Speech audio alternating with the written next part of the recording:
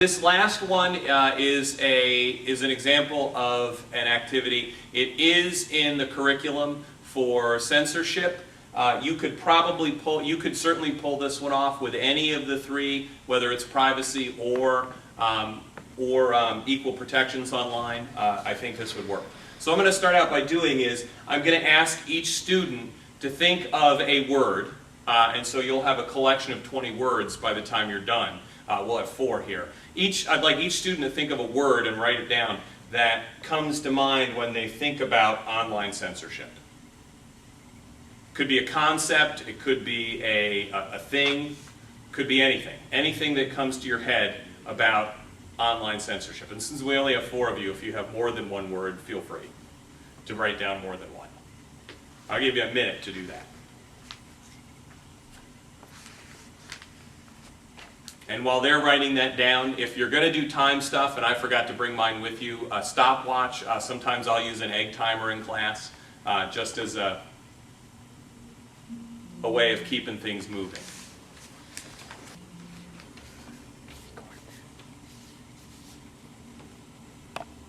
I think of control and power, or lack thereof. I mean, one person has the control and power and it's taking it away from others. Or lack thereof.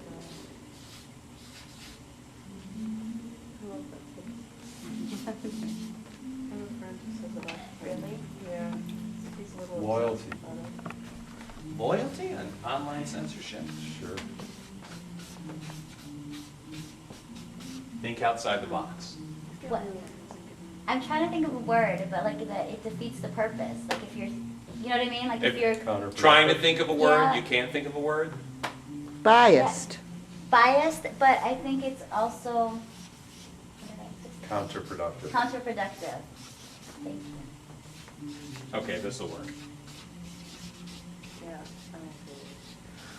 So the students, we've now collected a list of words that students have come up with that they think about when they think about censorship online. So the next part of this is to have each student try to come up with a sentence, a statement, using as many of these words as possible that says something that they believe to be true about online censorship, or something they believe or that they think about online censorship, that describes a view that they have.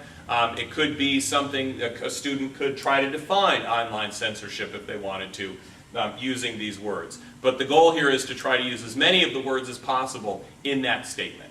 And so then you would have students, and then you would share the statements at the end and see, what you came up with. I have to write my whole statement out, or just, all right. I guess the first thing that came to mind is when you give someone else, whether it's the government or some entity, power and control over censoring what your own thoughts and beliefs are, then it becomes biased and that's counterproductive.